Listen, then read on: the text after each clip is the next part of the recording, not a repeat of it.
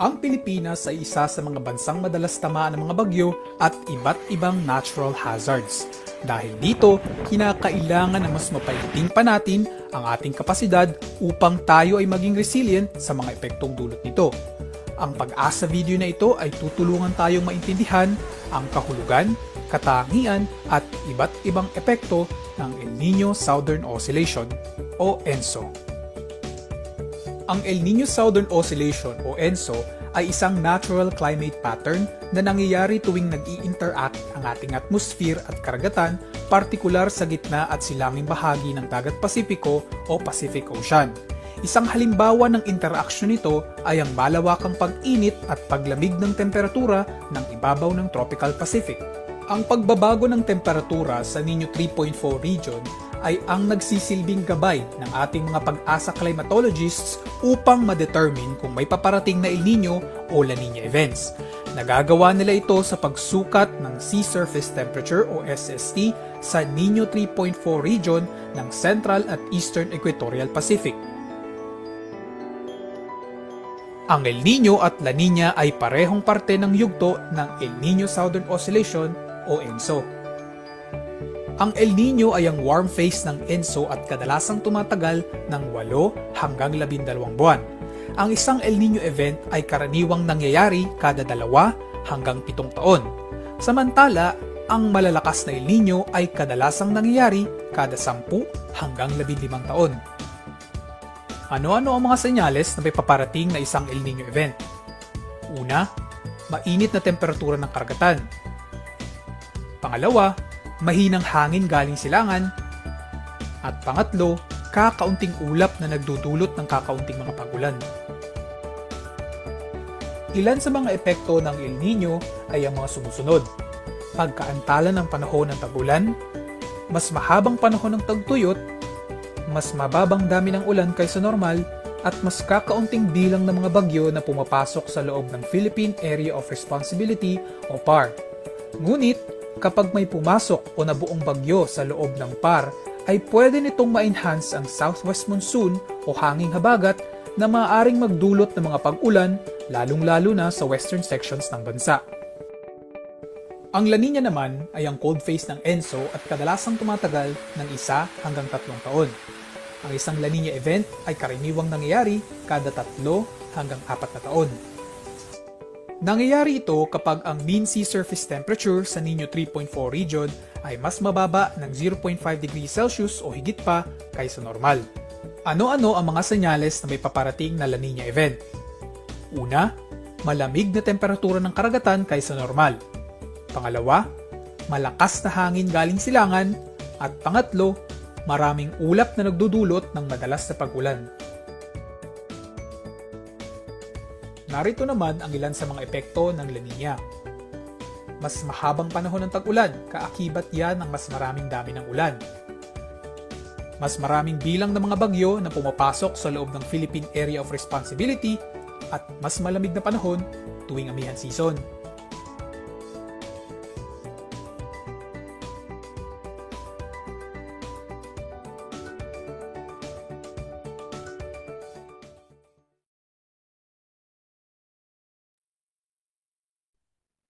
Magandang umaga po sa ating lahat and muli maraming salamat sa pagsama niyo sa amin sa ating monthly climate forum. So sa kasalukuyan tayo ay nasa ating 184th na Climate Forum sa ating itong monthly na kinakandak. Yeah. So to start our forum today, we invite everyone na mag-participate sa ating opening ceremony.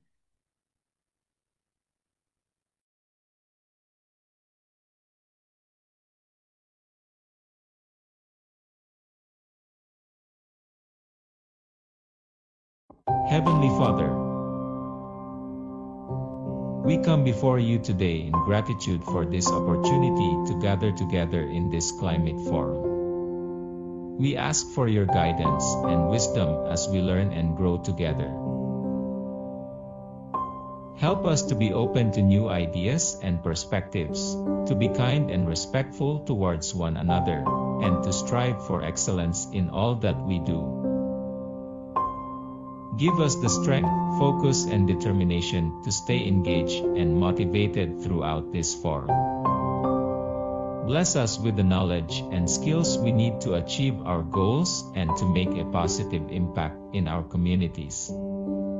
We also pray that you bless our families and loved ones, and keep them safe and healthy while we are away.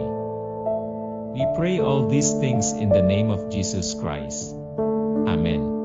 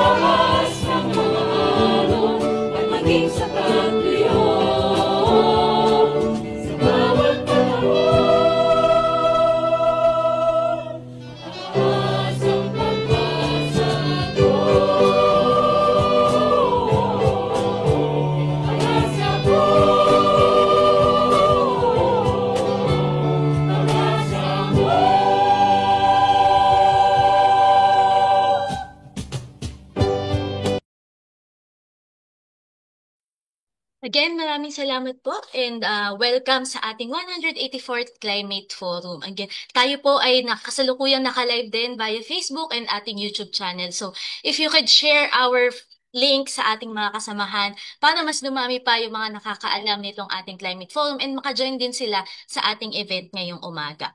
So, to Before we start our program, we officially start our program, gusto lang natin tawagan yung mga kasamahan natin dito sa Zoom, itong mga agencies na patuloy na sumusuporta dito sa ating monthly na kinakandak na event. So of course, we have participants from the BSWM, from DA, from the different regions of DA or Department of Agriculture. We also have from DPWH. We have from DRRM, and we also have from the NAPC or from the farmers sector.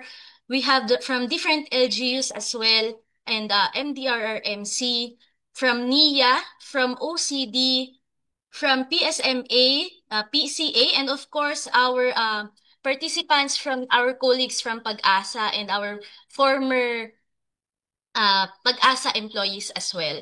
So maraming salamat po ulit sa inyong pag-join, and samahan po na kaming alamin yung mga ating magiging forecast sa mga susunod na buwan. So to officially, to start our presentations for today, may we call on Miss Annalisa Cicloren Horda, Weather Specialist 2 from the Weather Division, to give us the weather update.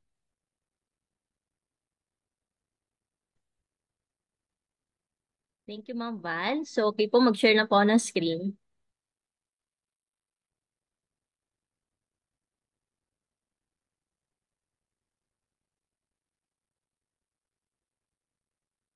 Loud and kita naman po yung screen ko, no? And loud and clear naman po yung audio.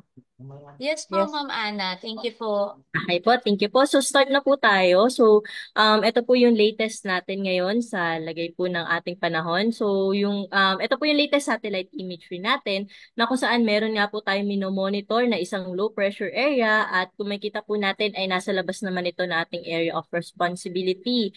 At itong LPA na to, wala pong direkta epekto talaga sa ating bansa. Pero kung makita po natin yung mga extension po ng kaulapan nito o yung trough po natin na tinatawag, ay nakakaapekto po lalo na dito sa may western section ng Southern Luzon, Visayas at Mindanao. Kaya po ngayong araw may mga scattered rains at thunderstorms po tayo inaasahan dito sa may Mindoro provinces, Palawan, pati na rin po sa Romblon, dito sa may Western Visayas, Negros Island Region, Zamboanga Peninsula, at kahit po dito sa may Basilan, Sulu, Tawi-Tawi ay may mga pag-ulan nga po tayong naasahan dyan ngayong maghapon. Kaya ingat po sa ating mga kababayan dyan dahil nga posible po yung malakas na bugso ng pag-ulan, kaya po posible po ito mag-trigger ng mga pagbaha at mga pagguho ng lupa.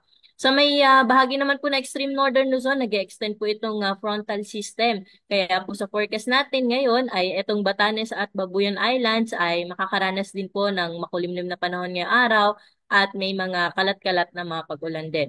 The rest of the country, easterlies naman po yung dominanting system na makakaapekto, kaya po sa hapon at gabi kahit po dito sa Metro Manila ay may mga tsansa po tayo ng mga panandaliang buhos ng pag-ulan. So bukod po dito sa low pressure area na ating minomonitor ay wala naman po tayong nakikita na panibagong sama ng panahon o bagyo na posible pong makaapekto sa ating bansa.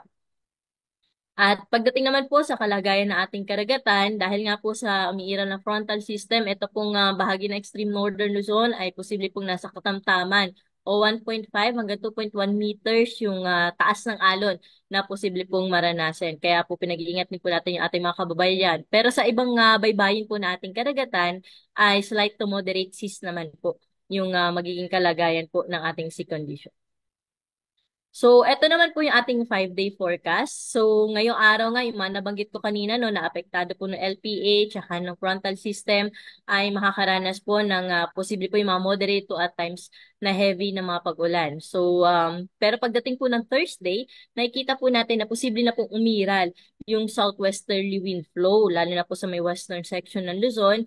At sa pag-iral po nitong southwesterly wind flow, may mga moderate to at times heavy rains din po tayong naasahan sa may Ilocos Region, Zambales, pati na rin po sa may Bataan area. At ganun din po yung sa may Batanes, Babuyan Island. So halos nandun po kasi yung axis ng frontal system natin. Kaya po may mga pag-ulan pa rin po tayong naasahan doon hanggang sa Thursday. Pero pagdating po ng Friday hanggang Sunday, dahil nga medyo lalakas po yung or mas bababa pa yung axis ng frontal system, even dito sa Metro Manila or eto pong Ilocos Region, Cordillera, Zambales, Bataan, Tarlac, Pampanga, Metro Manila, Cavite, Batangas, Occidental Mindoro at Northern Palawan ay makakaranas na rin po tayo ng mga pag-ulan. So expect po natin na may mga light to moderate with the times heavy rains na po tayo naasahan by Friday hanggang Sunday dahil nga po doon sa pag-iral po nung ating southwesterly wind flow. So halos western section po ng Luzon, yung inaasahan po natin na maapektuhan po niyan. And then patuloy pa nga rin po yung pag-iral ng frontal system sa may Batanes at sa Cagayan. Kaya po may mga pag-ulan pa rin po tayong inaasahan din. Kaya ito po yung dapat po natin paghandaan, no? Dahil nga hanggang sa weekend or Friday, hanggang sa weekend po, posibleng tuloy-tuloy yung mga pag-ulan po natin. So, posible po itong mag-trigger ng mga floodings, saka po ng mga landslides po doon sa mga bulubunduking lugar at pagbaha nga po doon sa mga low-lying areas. At yan, posible nga po yung significant na mga pag-ulan in the next 5 days sa may western section ng Luzon dahil po dun sa southwesterly wind flow at sa extreme northern Luzon dahil naman po dun sa frontal system. So, I think didiscuss naman po ng CLIMS no, na itong pag-ulan na ina-expect po natin in the coming days ay posibleng ito na rin po yung maging hudyat nung pagsisimula po ng ating rainy season. So, yun po, yun, antabayanan po natin yung monitoring po ng CLIMS or I think baka po ipapresent din po nila mamaya po. At yun lamang po yung update po namin dito sa weather forecasting. Maraming salamat po. Magandang umaga. Maraming salamat po, Ma'am Ana, for that weather update. So, sa mga kasamahan natin dyan na nagbabalak ng mga pahabol na outing sa tag-init, nakita naman natin, nagsisimula na, meron tayong LPA and yung ating frontal system na maaari nga magdala ng mga pag-ulan dito sa atin, lalo sa may western portion ng bansa. So, ingat-ingat lang and patuloy po tayong mag-abang ng mga latest na weather update sa ating Facebook at YouTube channel. So, to proceed na po sa ating weather update, ay sa ating status of dams rather, syempre wag na po natin patagalin. May we call on Mr. Richard C. Orindain, Weather Facilities Specialist 3 from the Hydromet Division. Sir Richard? Yes, Cristel, good morning and good morning po sa ating mga suking taga-subaybay dito po sa Climate Forum. So, dam update po tayo. Let me share my screen.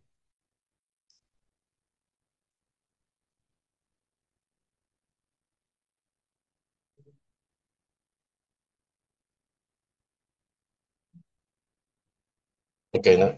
Kita naman po, ano? Yes, sir. Nakikita na po. Presenter na lang po. Thank Okay. you. Thank you. Okay, for the dam update,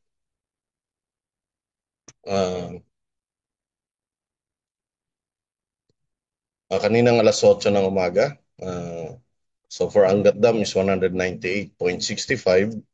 Halos tuloy-tuloy na yung pagbaba ng level ng tubig dito sa Angat Dam, gawa ng halos very minimal lang yung mga pag-ulan within the watershed ng Angat Dam. Kaya medyo bumababa siya sa ngayon. And alam naman natin na ang recovery period ng Angat Dam is by mid-July pa. So, yun yung inaasahan natin na posibleng tumaas ito by July.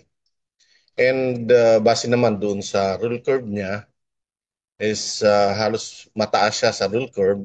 Ibig sabihin, normal pa rin yung operation ng Angat Dam dahil nga may 14.78 na difference between rule curve and the reservoir water level. For Ipo Dam, 100.75 kaninang alas 8 ng umaga and bahagya po siyang tumaas ng 77 millimeters. For La Mesa Dam, 79.53, 2 cm po ang itinaas niya sa ngayon. And for yung cascading dam po natin from Bukod Benguet down to San Manuel, Pangasinan, for Ambuklaw Dam, we have 744.09. Bagya po siyang bumaba ng 19 cm. And for Binga Dam is 573.88. Tumaas naman po siya ng 60 cm. And for San Roque Dam, 235.6. 1.35 yung ibinaba niya sa ngayon. And kung mapapansin natin, yung San Roque Dam naman and Binga Dam is mas mataas siya sa rule curve, meaning normal yung operation niya. But for Ambuklaw Dam, dahil nga medyo mababa na ng konti, doon sa rule curve niya, yung rule curve niya today, ayun, medyo nabawasan yung trabaho ng Ambuklaw Dam natin. And for Pantabangan Dam, 193.18 meters yung reservoir water level niya. Bumaba pa rin siya ng 29 centimeter. And yung deviation from the rule curve niya is 10.51 meters. So negative, that means mababa siya sa rule curve. Ibig sabihin yung imbes na normal yung operation ng Pantabangan Dam sa ngayon is nabawasan na. Yung kumbaga kumulang na yung contribution niya, like yung pag-generate ng power and also doon sa irrigation. For Magat Dam is 185.58, 47 centimeter yung ibinaba niya. Halos medyo malapit siya sa normal high water level, which is 193. And normal pa rin yung operation ng Magat Dam sa ngayon dahil 11.36 meters yung taas niya doon sa rule curve. So, papaliwanag ko yung rule curve. Ito po yung basehan ng mga hydrologists natin at dam operators na kung mataas yung elevation ng reservoir compare mo doon sa rule curve, magiging normal yung operation ng isang dam. Pero kung mababa yung reservoir water level, doon sa rule curve niya, ibig sabihin, mababawasan yung operation niya. Meaning, yung power generation, yung supply for irrigation and supply for domestic use, mababawasan kapag mas mataas na yung rule curve versus doon sa reservoir water level. So tingnan naman natin yung impact ng prevailing weather system for Angat Dam. So nung May 1, reservoir water level niya is 203.09. And sa kahapon, yung reservoir water level niya is 198.8. So bumaba siya ng 4.29 meters. And yung recorded basin rainfall natin from May 1 to May 26 is 73.13 millimeters lamang. So ibig sabihin, kaya po malaki yung ibinaba ng Angat Dam because kokonti lang yung mga pag-ulan na naranasan doon sa Angat Dam watershed. Kaya po bumababa yung trend niya. Tingnan naman natin dito sa San Roque Dam. Halos bumabagsak na talaga siya ngayon. And from May 1, ang reservoir water level niya is 243.89. Kahapon is 236.95. Halos bumaba siya ng 6.94 meters. And during recorded basin rainfall niya is 125.67 millimeters. So bumagsak siya ng 6.94, though may contribution pa rin from Binga Dam pero hindi po sapat yon para tumaas po ang water level ng San Roque Dam. For Pantabangan Dam, nung May 1 is 198.41, kahapon is 193.47, so bumaba siya ng 4.94 meters. And yung recorded basin rainfall niya from May 1 to May 26 is 38 millimeters lamang. Kaya po patuloy pa rin yung pagbaba ng Pantabangan Dam and kung mapapansin natin, medyo may kaliitan yung supply niya for irrigation ng Pantabangan Dam for now. And Magat Dam, nung May 1 is 189.4. Sa ngayon is, kahapon is 186.05 meters. Bumaba na po siya ng 3.35 meters. Nag-start po itong mag-supply for irrigation dahil nag-shutdown siya hanggang May 5 ang Magat Dam. So ngayon lang siya nagsusupply ng tubig for irrigation and para sa power generation. Kaya medyo halos mababa lang yung binaba ng halos maliit lang yung binaba ng Magat Dam sa ngayon. Now, yung forecast elevation natin comes June 30, 2025 or sa katapusan ng June. For Angat Dam, we have 82 cubic meter per second yung dam allocation niya. Forecast basin rainfall niya is 307.6 millimeters. Expected reservoir water level is 193.64. So, in-expect natin na posible pang bumaba yung Angat Dam by the end of June. And kung mapapansin natin, mas mataas pa rin siya sa rule curve comes June 30, which is 11.74.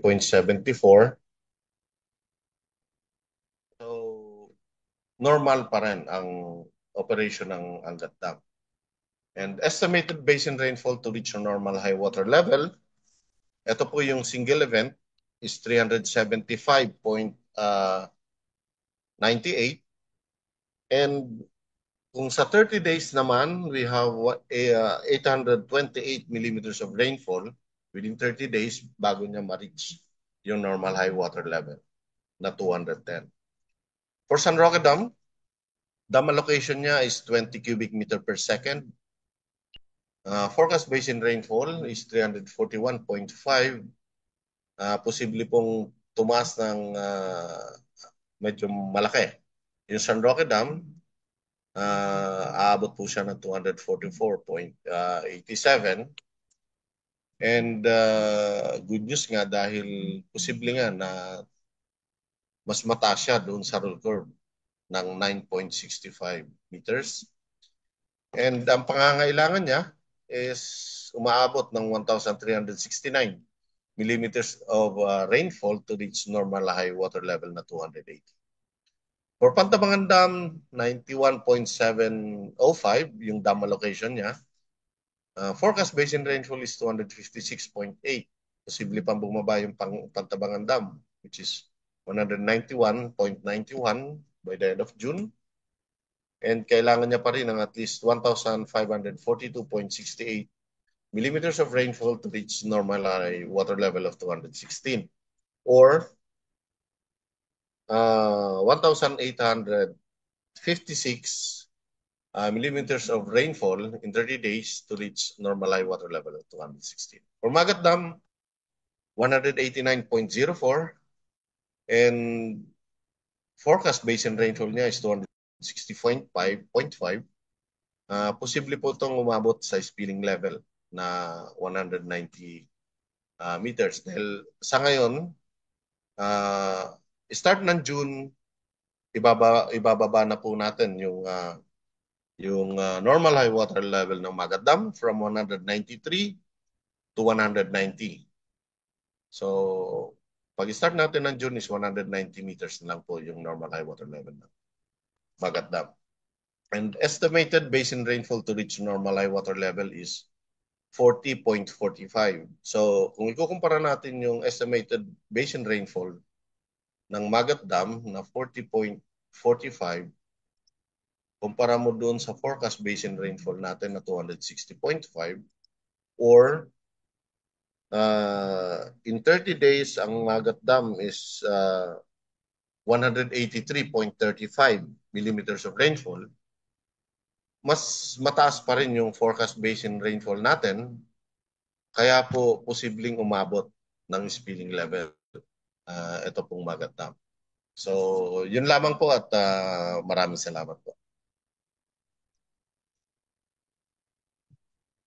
Maraming salamat po, Sir Richard, for the presentation. So, sa ating mga kasamahan po, if you have questions sa ating mga presenter na sa kanilang mga presentation or anything you would like to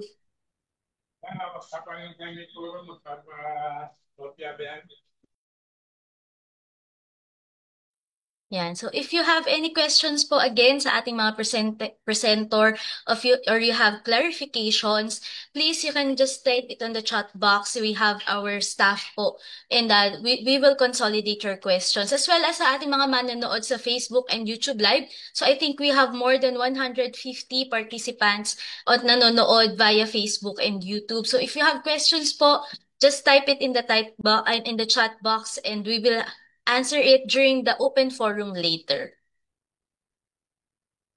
So, next we will proceed to the review of climate conditions from April to May 26, 2025, to be given to us by Mr. Juni G. Ruiz, Weather Specialist 2 of the Climatology and Agrimeteorology Division. Sir Juni. Yes, good morning, Ms. Val.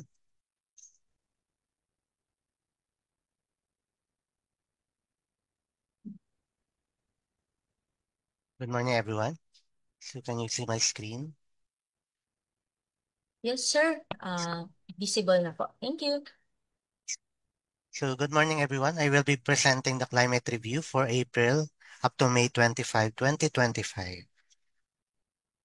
So the outline of this presentation would be the weather systems that affected the country, the climate assessment, and the summary.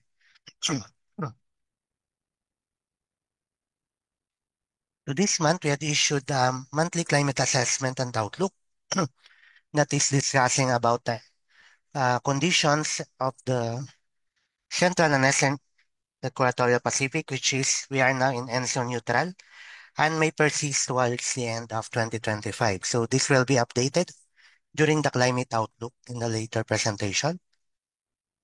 So this monthly climate assessment and outlook was released on May 6, 2025. So the weather systems that affected the country from April to May 2025 are for the rain-bearing weather systems. Some areas of the country had experienced localized thunderstorm, frontal systems affecting Luzon, intertropical convergence zone affecting Mindanao, and some parts of Visayas. And for the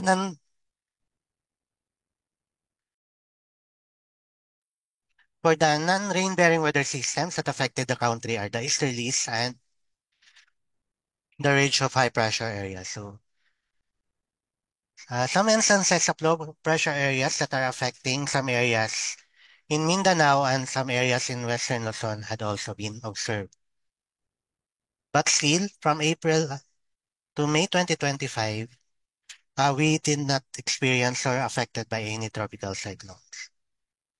So for the actual rainfall of April, as you can see, there are more provinces that experience way below normal rainfall in most parts of Luzon and Visayas. But you can see that there are some patches of near to above normal rainfall in some areas in central Luzon and some parts of Ilocos region due to localized thunderstorms.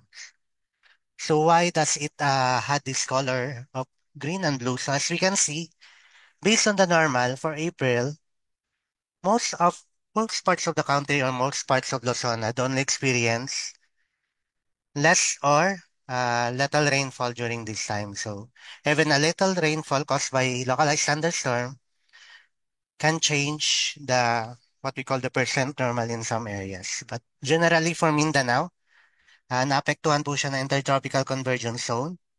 So makikita po natin mostly ang mga rainfall in most parts or most provinces in Mindanao had been in near to above normal rainfall, which is characterized by the green and blue, which had caused some flooding in some areas, especially in this part of Davao and Zamboanga. While for the rainfall naman po ng May 25, 2025, as you can see, because of the rain-bearing weather systems that affected most parts of Mindanao and Visayas, especially what we call the intertropical convergence zone and some shallow low pressure areas, these most provinces in Visayas and Mindanao and Southern Luzon had received near to above rainfall due to these weather systems. While for Luzon, as you can see, most parts of northern and central Luzon had experienced below to way below normal rainfall. But still, this rainfall had not reached the criteria for the onset of the rainy season. Because as you can see, the western parts of Luzon had received way to way below normal rainfall. But as at, as we can see, there are still 6 days to observe for the for the month of May na pwedeng magbago pa din po yung itong areas ng Western Luzon as had forecasted by the Weather Division as presented by Miss Ana Clorin po kanina. So, mataas pa din po yung chance na magbago, especially itong part ng Western Luzon. So next would be, this is the significant effects of the weather system that have affected the country, especially in the month of May. So most of these damages had been lagged in Mindanao, especially in the areas of Maguindanao and dito po sa may Davao City. So they are the ones that had been affected, especially by the localized or severe localized thunderstorms that have been triggered by the intertropical conversion zone. So with this, based sa assessment po ng DSWD, there are 151 affected barangays, especially in the regions of Region 9, 10, 11, 12, and BARM. And for the damaged crops, mostly yung mga damaged crops natin ay yung sa rice and corn, dahil ito yung karaniwan talagang naapektuhan, lalong-lalo na po pag binabaha, yung mga patag na lugar or bigla pong nagkakaroon ng severe thunderstorm sa isang area na tuloy-tuloy that may last for days. Well, for the temperature assessment for April naman po, the highest would be, nalag po siya dito sa Camiling, Tarlac. So Tarlac Agricultural University at 39.9 degrees Celsius. Noong April 21, samantalang for Metro Manila naman po ay sa NAIA at 37.2. And for the pinaka-lowest na temperature, nalagpa din po siya dito sa Benguet State University sa Benguet at 14.9 degrees Celsius noong April 5, while for the Science Garden naman is 22.8 degrees Celsius.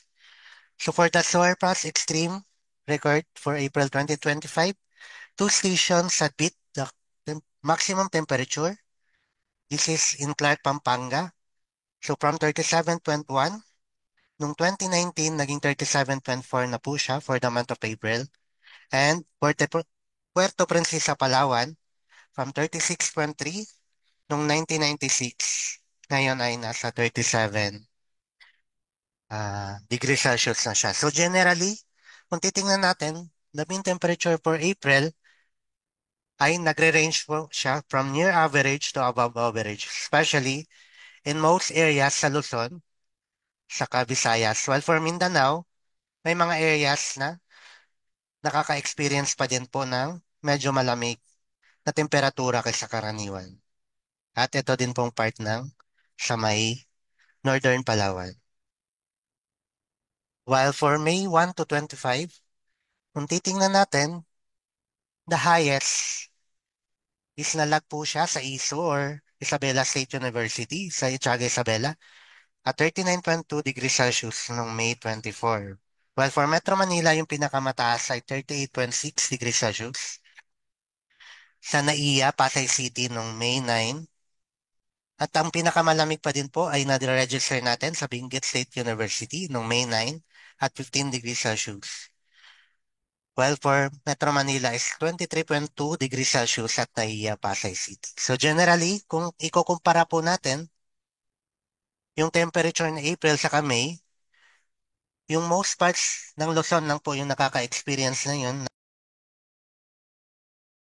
na near average and slightly above average or above average temperature. While for Visayas sa Mindanao, generally near to slightly above average lang po yung temperature dahil na din po sa mga pagkulan na naranasan dito sa mga areas na to. While for the top 5 highest computed heat index, so we all know that April and May ay ito talaga yung pinakamainit na mga buwan dito sa ating bansa. So for April, these are the 5 highest computed areas na nakaranas po ng patataas na heat index. So, pinakauna for April is Iba Zambales at 50. Then, sumunod na po si Los Baños, Laguna, 50 din nung April 15, followed by Dagupan City, San Ildefonso, Bulacan, then Berac, Catanduanes. Well, for May naman, pinakauna is Dagupan City in Pangasinan at 48, followed by Apari, Cagayan, Sangli Point in Cavite, San Jose Occidental, Mindoro, then last would be Daet, Camarines North. So, posible pa din po magbago itong May as we progress on hanggang sa katapusan po ng May, especially sa mga areas ng Luzon. So, in summary, right now, our ENSO alert system status ay inactive. So, we are in the neutral condition at antabayanan po natin yung update po mamaya sa climate outlook natin regarding this. So, for rainfall, sa assessment ng April 2025, generally below normal to way below normal rainfall had been experienced in most parts of Luzon and Visayas, with patches of near to above normal rainfall conditions in Luzon and Visayas. But sa Mindanao, generally, nagre-range yung ulan doon ng near to above normal rainfall. While for temperature, mainit pa din po yung temperatura na naranasan natin sa April. Pero kung ikukumpara natin sa April, last year ay hindi po siya ganun ka init. While for the rainfall naman ng May 1 to 2025, mostly above normal rainfall to way above normal rainfall. Conditions were observed over some parts of southern Luzon, Visayas, and Mindanao, while below normal naman po in most parts of or nalalabing bahagi ng Luzon. And generally, mas mainit po sa Luzon na nagre-range ng slightly above to above normal rainfall compared po sa Visayas sa Mindanao na nakaranas naman po ng near normal surface air temperature during this month. So that ends my presentation. Maraming salamat po. Maraming salamat din po, Sir Juni Ruiz. So again, if you have questions po sa ating mga presenter, pwede niyo na po yan ilagay sa ating chat box at babalikan po natin yan mamaya sa ating open forum. Para naman po sa mga kasamahan natin dito sa Zoom na nanghihingi ng copy ng ating materials, kagaya na lamang nitong mga presentations and yung ating video kanina na plinay, makakatanggap po tayo niyan ng link. So for the presentations, makakatanggap po tayo niyan ng link later after po nating sagutan yung ating ibibigay na survey form after the forum. And then for the video naman po, yung ating video na yun is uploaded sa YouTube. So makikita nyo po nandiyan sa ating chat box yung link no YouTube video na iyon na plinay natin bago tayo nag-start. Ayan. So para naman po sa mga bagong pasok. Ayan. So, nilagay na po yung latest na link. Nandyan po sa ating chat box. Pwede nyo po yung puntahan para makita nyo yung mga videos na piniplay natin or ginagamit natin dito sa Pag-asa. Ayan. So, before we proceed, gusto ko lang din po sanang isabihin na nadagdagan pa tayo ng mga participants na so maraming salamat po again sa pag-invite ng inyong mga kasamahan dito sa ating conduct ng Climate Forum. So currently, tayo dito sa Zoom ay nasa 105 participants naman na po.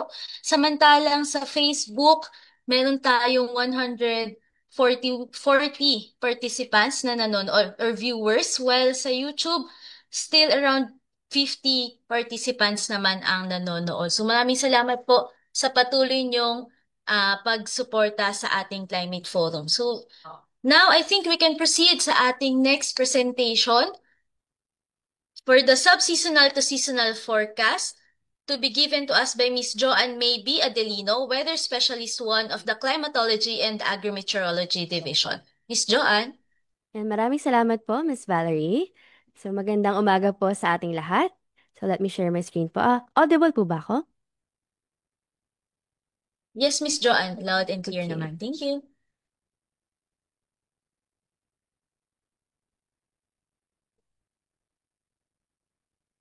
Ayan, kita na po ba ang aking screen? Alright. So magandang umaga po muli sa inyo lahat. Ako si Joanne Mia Delino mula sa Climatology and Agri-Meteorology Division ng DOST Pag-asa. So sa aking pong presentation ay ihahatid ko po sa inyo ang ating latest na sub-seasonal to seasonal forecast para po sa period ng May 28 up to June 10, 2025. So ito po ang magiging outline ng aking presentation.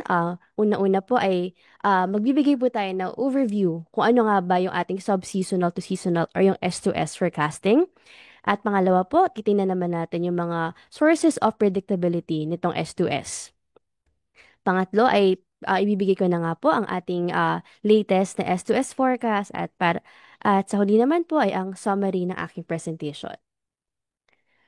So ano nga ba ang S2S o ang sub-seasonal to seasonal forecast? So ito po ang nagbe-bridge ng gap dun po sa ating usual na weather and climate forecasts. So dun po sa ating weather forecast, tulad na nga po na present ni Ma'am Ana kanina, it lasts up to 5 days po usually. And para naman po sa ating mga seasonal outlooks, yung range na po is hanggang 6 months. So ang nagbe-bridge po ng gap between these two forecasts, it is ang ating S2S forecast. So, meron po itong iba't ibang sources of predictability at isa na nga po riyan ang ating Madden-Julian Oscillation o MJO at pati na rin po yung ating ENSO. So, tingnan na muna po natin ang recent evolution ng MJO itong mga nagdaang araw. So, over the past 40 days, dito po sa diagram, sa ating kaliwa ay makita po natin mostly na mahina po ang signal ng ating MJO during this duration. So, may mga araw lamang po na lumalakas po ito ng bahagya, ngunit bumabalik din po ito sa weak nitong signal. So, kung titingnan din po natin ang mapa dito sa ating right naman, yung green po ang ibig sabihin nito ay nagkakaroon tayo ng increased cloud formation, brown naman po kapag less cloud formation. So, ano nga ba nangyayari kapag meron tayong increased cloud formation? So, nagiging mas favorable po ito sa pag-ulan. Kaya naman, kung titingnan po natin dito sa ating mapa po noong May 24. So, mostly green na po yung nandito sa ating bansa. So, we are more favorable for rainfall po noong mga nagdaang araw. At para naman po sa forecast ng MJO, from May 26 hanggang June 9. So, ito pong ating mga models ay nag-agree naman po na ito ay magta-transition from the maritime continent papunta dito sa may Western Pacific over the next 14 days. Ngunit hindi nga lang po nag-agree masyado sa strength nitong ating MJO signal pati sa kanyang coherence. Ayan. So ngayon naman po ay magtungo na tayo sa ating S2S forecast po for May 28 up to June 10. So unang-una na po riyan ang ating tropical cyclone threat potential forecast. So for week 1 po or for from May 28 up to June 3, makita po natin na meron lamang po tayo isang TC-like vortex dito po sa may western portion ng PAR. Ngunit meron lamang po itong mababang tsansa na mabuo ito bilang isang bagyo during week 1. At para naman po sa week 2 or from June 4 to 10, 2025, yung ating TCLV1 po from week 1 ay present pa rin po during week 2 pero nananatili pong mababa ang likelihood nito na mabuo bilang isang bagyo. At nagre-remain po itong mala-stationary po sa lokasyong ito. Bukod po riyan ay ang ating model sin po ay nagpapakita na ikalawang TCLV na will likely develop po dito sa may northeastern portion ng ating bansa at fino-forecast po natin na ito ay mag-move po patungong Japan. So for the next 2 weeks po, the TC threat potential is unlikely dito po sa ating Philippine monitoring domain. At ipakita lamang din po namin yung mga usual na tracks sa buwan ng Mayo. So, ito pong una, the thesis form. Magpo-form po usually dito sa may Western Pacific at mag-enter ng PAR. Ngunit magre-recurve ito bago pa man ito makapag-landfall. At para naman po sa second na usual tracks or climatological tracks, nagmumuo rin po ito sa may Western Pacific at papasok ng PAR at magla-landfall po usually dito sa may Central Philippines at magtutungo po patungong magre-recurve siya patungong sa may dito sa may Japan din bago siya mag-exit ng PAR. Para naman po sa buwan ng Hunyo, meron naman po tayong 4 na common tracks. So unang-una po is itong papasok din po ng PAR patungo dito sa may Philippine landmass, ngunit magre-curve po ito bago pa man makapag-landfall. At ang move po either patungong Taiwan o Japan. Para naman po sa ikalawang common tracks, yun nga po mag-enter din po sa PAR at magre-recurve patungong Japan. Para naman po sa ikatlo, ito po ay usually mga landfalling thesis naman na nagtra-traverse dito po sa may southern part ng Luzon Island at gagalaw po patungong Vietnam or Hong Kong. Para naman po sa huling common tracks for the month of June, magla-landfall din po, landfalling scenario rin po ang ganito. Magta-traverse naman po ito sa may eastern to northern parts of Visayas at tutungo papuntang Vietnam or Hong Kong din. Sunod naman po ay ating tingnan ang rainfall exceedance probability forecast.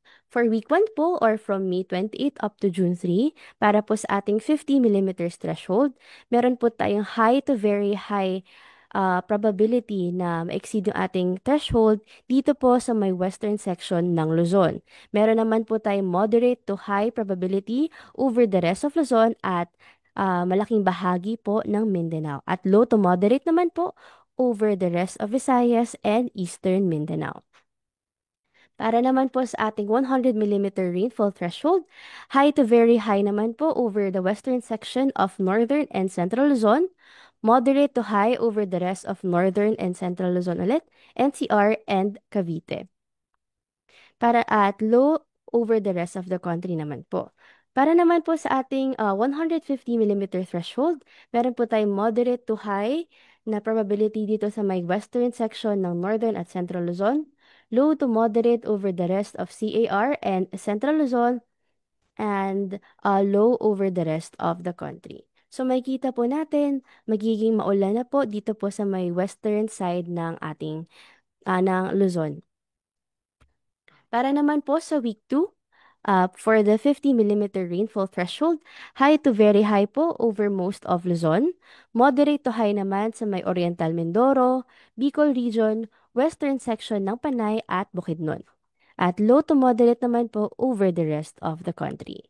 For the 100 millimeter threshold naman po, moderate to high over most parts of Luzon, low to moderate naman sa may Palawan, Bicol Region at sa Antique. Lastly, low over the rest of the country.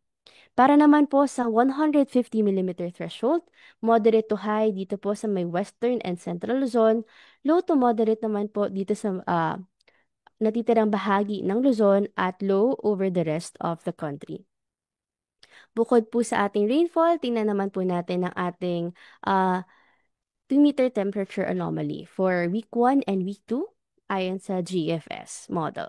So dito po for week 1 makita natin na slightly cooler to cooler than average surface air temperature ang may experience po dito po sa may western section ng Northern and Central Luzon, while slightly warmer to warmer than average naman po ang mararanasan sa nalalabing bahagi ng ating bansa.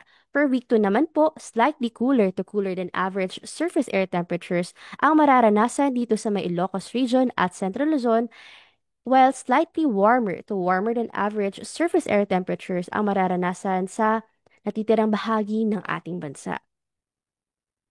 So as a summary po, para sa ating mga climate drivers or dito sa ating mga MJO, makita po natin dito sa may, according sa GFS model, na ito nga pong ating MJO ay mag-shift from phase 4 up to phase 7 or 8 over the next 2 weeks. So mag-propagate po siya eastward. Yan po, mula dito sa may maritime continent. At para naman po sa ating TC threat potential forecast, our TC threat potential is unlikely over the next 2 weeks. So meron po tayo nakita mga TCLVs, ngunit nananatili po itong may low likelihood of TC formation. At para naman po sa ating rainfall outlook, makikita po natin na for week 1, mostly po ay magiging wetter than usual dito po sa may western section ng Luzon at drier than usual naman po sa nalalabing bahagi ng Luzon, Visayas at Mindanao. For week 2 naman po, mostly po for Luzon ay wetter than usual at drier than usual naman po mostly sa may Visayas and Mindanao. So, paano po natin ma-access yung ating TC Threat Potential Forecast at pati na rin po yung ating rainfall exceedance probability forecast? So, maaari po nating i-type ang link na ito o kaya naman sa main page ng DOST Pag-asa ay punta po tayo sa may Tropical Cyclone tab at under po nan makita natin yung TC Threat Potential Forecast. Para naman po sa ating rainfall exceedance probability forecast, makita po natin ito under ng Climate tab. Meron po doon yung Climate Prediction at pindutin na lamang po natin yung ating subseasonal. So, sa part po na ito, hindi makikita rin po maaari rin po nating matignan dyan yung ating temperature saka yung wind anomalies po. Bukod po sa ating rainfall. Ayun lamang po. Maraming salamat po sa inyong pakikinig. Thank you for that update po, Miss Joanne. So, before we proceed, again po, so mga may questions, sinulit lang po natin, you can type it on the chat box and i-visit natin yan mamaya during the open forum. Now, before we proceed sa ating last presentation for today, I'd like to invite po Dr. Nathaniel Servando to give us a short message for our climate forum.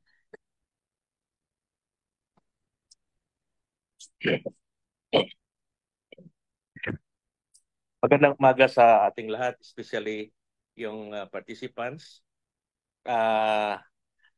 Mga participants online ng ating monthly climate outlook forum via Zoom and via our Pag-asa official FB account.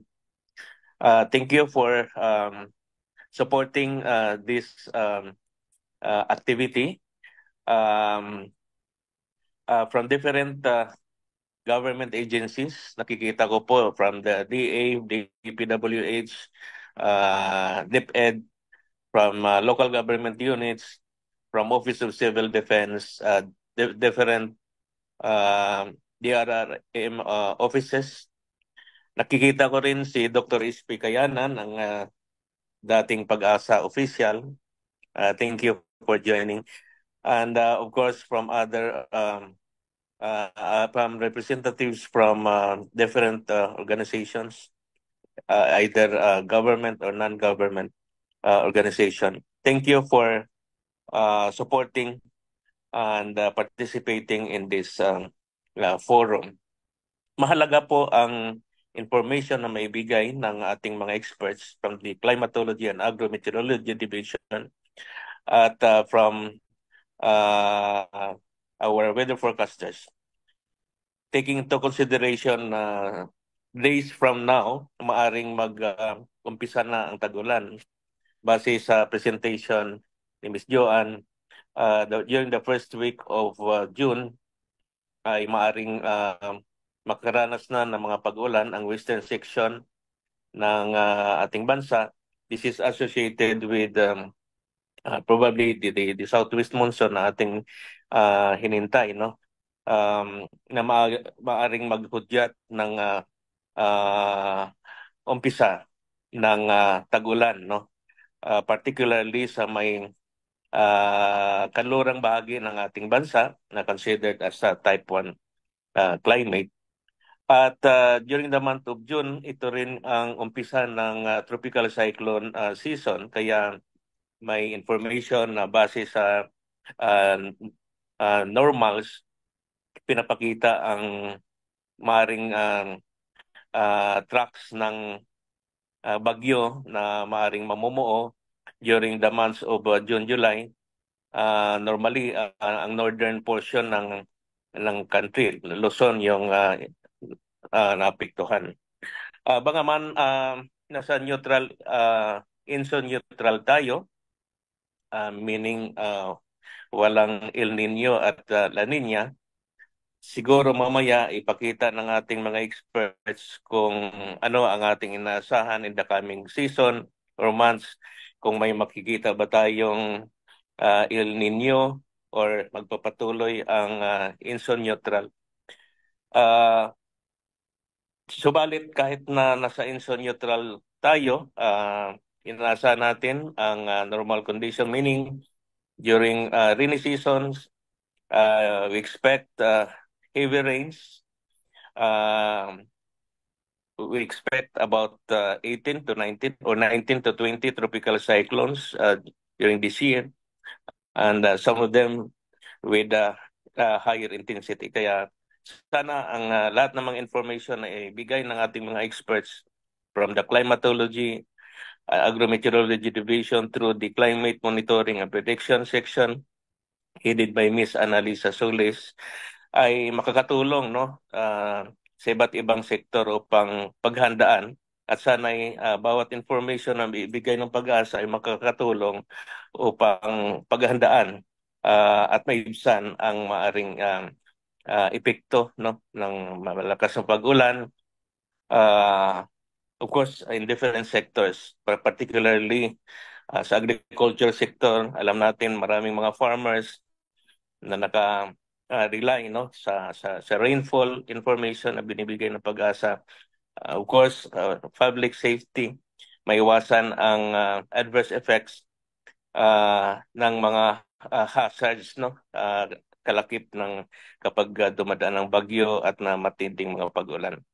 Please feel free to participate actively by asking questions.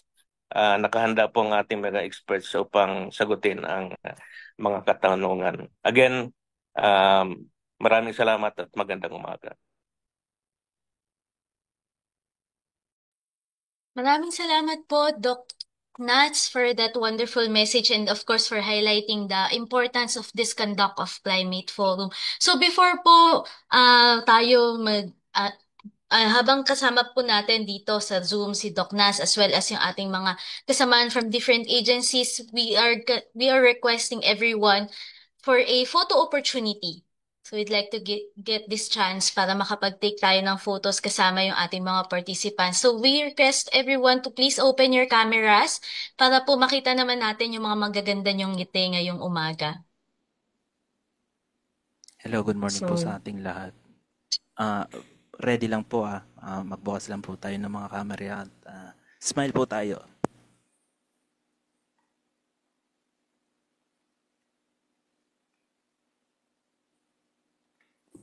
Ready, 1, 2, 3, smile. Next page po.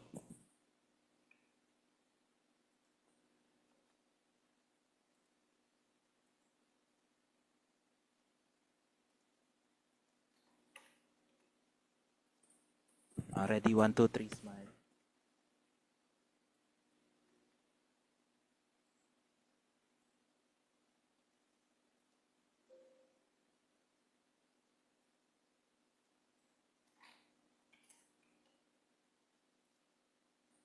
Next page po. Ready, 1, 2, 3.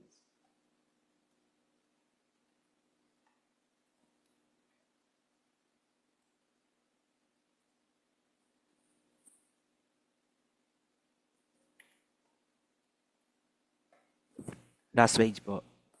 Ready, 1, 2, 3, smile. Salamat po. Maraming salamat po, Sir Edric, for being our technical assistant today. And okay pa po ba tayong lahat? Siguro we can proceed with the next presentation na, no? So, to give us the climate outlook for June 2025 to November 2025, may I call on Ms. Annalisa S. Solis, for Assistant Weather Services Chief of the Climatology and Agrimeteorology Division. Ma'am Ana?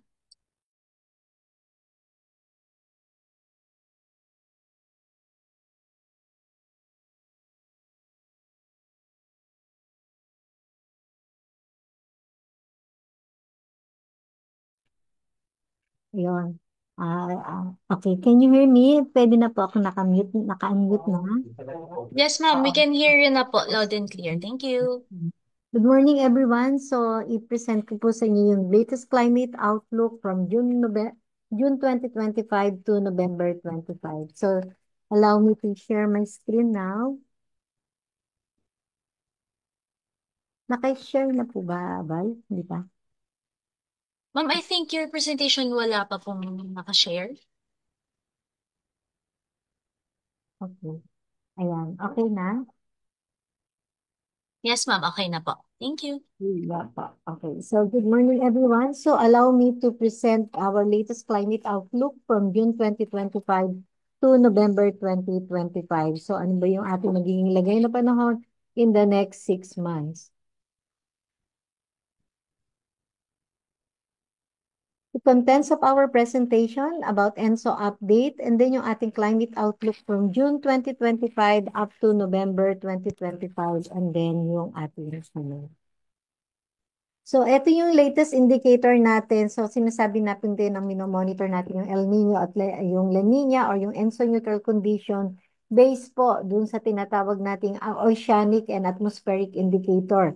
So, yung oceanic indicator natin, tinitingnan natin, minomonitor natin yung malawakang pag-init o paglamig ng temperatura ng dagat Pasipiko kung saan nakikita natin dito sa kaliwa yung average sea surface temperature anomalies covering ng buong buwan, ending at May 24, 2025.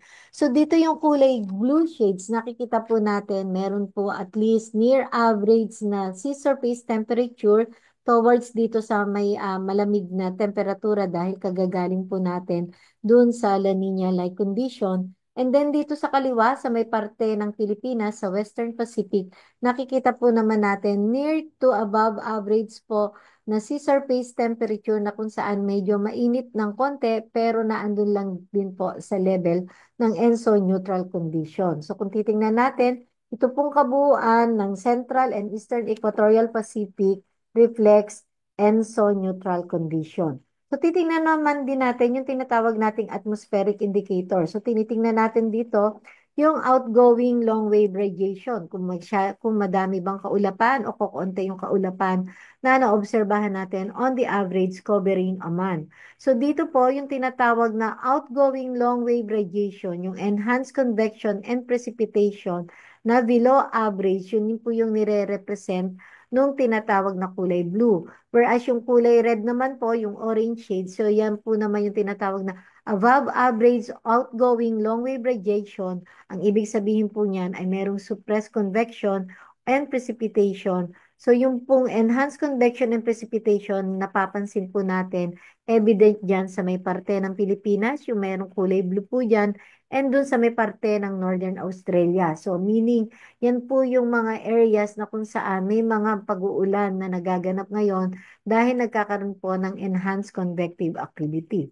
So dito naman po yung may parte ng mga pula dyan sa may parte ng Dagat Pasipiko, dyan sa may West Central Equatorial Pacific, very evident naman po yung suppressed convection and precipitation, meaning wala pong masyadong moisture dyan, wala masyadong cloudiness, wala pong masyadong convective activity at pag-uulan. So yan po yung present condition ng ating atmosphere in terms of monitoring whether merong El Nino, La Nina, or ENSO neutral condition. So kung titingnan natin yung latest, yung recent na weekly SST departure natin, so minomonitor po natin yung iba't ibang Nino regions. Yung Nino 3.4 region po yung ating tinitingnan, inoobserbahan, dahil ito po yung pinaka-sensitive na area ng sea surface temperature na pagbabago na whether konting init lang o konting lamig, nagkakaroon po yan ng epekto sa global climate at kasama na ang Pilipinas. Kaya ito yung minomonitor natin around negative 0.2 degrees at an ENSO neutral level. So nakikita din po natin dun sa subsurface kung para ma-monitor natin kung maaari bang mag-persist yung pag-init o paglamig ng temperatura up to subsurface, yung at least up to 250 meters, nakikita po natin yung pinakita natin kaninang enhanced convection na malapit sa atin.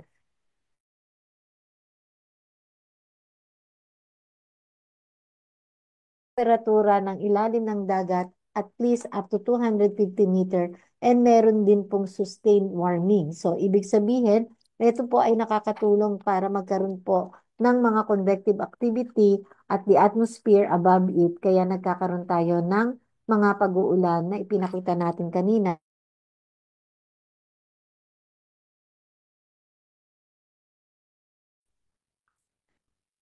Ito Ito naman po yung ating official na binibigay from NOAA, yung Climate Prediction Center, yung ENSO probabilities that was issued last May 2025. So ito po yung pinaka-recent. Pinapakita po dito yung kulay blue shades na bar. Yan po yung tinatawag na probability ng ENSO neutral condition. Kulay blue bar, probability ng La Nina condition. And then yung red bar ay probability ng pagkakaroon ng El Nino condition at least up to December, January, February 2025, 2026. So nakikita natin dito, mas matataas yung bar na kulay gray shades. Ibig sabihin, mas mataas ang tsansa na magkaroon tayo ng ENSO neutral at least until December, January, February. Pero kung titingnan natin, at least up to August, September, October, November, ay more than 50% yung tsansa ng pagkakaroon ng ENSO neutral condition. Ngunit tinitingnan natin dito, October, November, December, January, February, ito po yung areas o yung buwan na kailangan po natin ng porsigidong monitoring dito dahil we might see merong increasing chances of La Nina at least by end of this year na kung saan kung titingnan po natin yung line graph na kulay blue, kulay red at kulay gray, yun po yung nagbibigay ng climatological probability ng pagkakaroon ng El Nino, La Nina at El Nino. So kung titingnan natin dito sa may September, October, November hanggang December, January, February, mas mataas ang tsansa ng ENSO neutral condition at La Nina condition greater than their ENSO climatological probability. So ibig sabihin, based on historical record, mas mataas ang tsansa ng either magkaroon ng La Nina or ENSO neutral by end of this year kumpara dun sa historical climatological probability na ipinapakita nung line graph. That is why nakikita natin, we need to monitor and keep on monitoring kung sakaling magkakaroon ng possible na back-to-back na La Nina dahil nagkaroon tayo ng La Nina-like condition or weak-like La Nina condition last year. So ito po yung imo-monitor natin. But most climate models predict a cool and so neutral condition at least during the forecast period. So dahil po dyan, ENSO neutral condition nananatili, wala po tayong El Nino or La Nina watch, alert, or advisory because ENSO neutral condition is present in the tropical Pacific and most climate models suggest that ENSO neutral conditions are likely to persist through August, September, October. Yun po yung nakikita nating more than 50% yung nag-exceed yung kanyang probability. So we need to watch out and keep monitoring on that.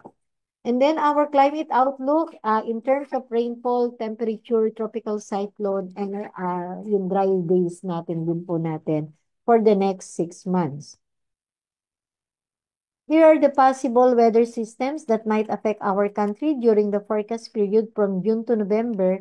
So nandyan pa rin po yung easterlies. So yung intertropical convergence zone na nag-oscillate po north and south ng ating bansa. So ngayon sa kasalukuyan na andyan pa rin po sa may Mindanao area. Transition to southwest monsoon, malapit na rin po. And usually po yung climatological onset ng ating habagat coincided with the onset of our rainy season is between May 16 to June 15. So dun sa nakita at pinakita kanina ng ating mga kasama, dun sa rainfall exceedance probability, pwede pong masatisfy yung tinatawag nating criteria pag-monitor or pag-announce ng onset ng rainy season coincided with the southwest monsoon at ipinakita din kanina ni Miss Ana yung mga southwesterly wind flow that could prevail in the next couple of days. So yan na po yung mga precursory sign, hudyat na malapit na rin pong mag-pronounce officially ng onset ng tag-ulan ang DOST Pag-asa. And nandyan pa rin po yung occurrences, possible low pressure area, tropical cyclone, andyan pa rin yung mga localized thunderstorm, and then yung towards October, November, since this covers June to November forecast. So yung northeast monsoon by October, November, usually dyan po yung transition. And then nandiyan po yung shear line. And ngayon, meron tayong probable na mga frontal system. Itong leads of high pressure area, so ito yung non-rain-bearing weather system na possible pa rin po na mag-prevail sa atin, especially kapag may possible na mga monsoon break the time na kapag nag-announce ang pag-asa ng onset ng ating southwest monsoon or tag-ulan. And here's our fearless forecast for the next 6 months from June to November. So dito sa kaliwa, ito po yung normal rainfall distribution during the months of June from 1991 to 2020 na kung saan mas madami ang ulan. Normally, dito sa western section ng ating bansa coincided with our rainy season and southwest monsoon activity. Yan po yung normal natin ng pag-uulan.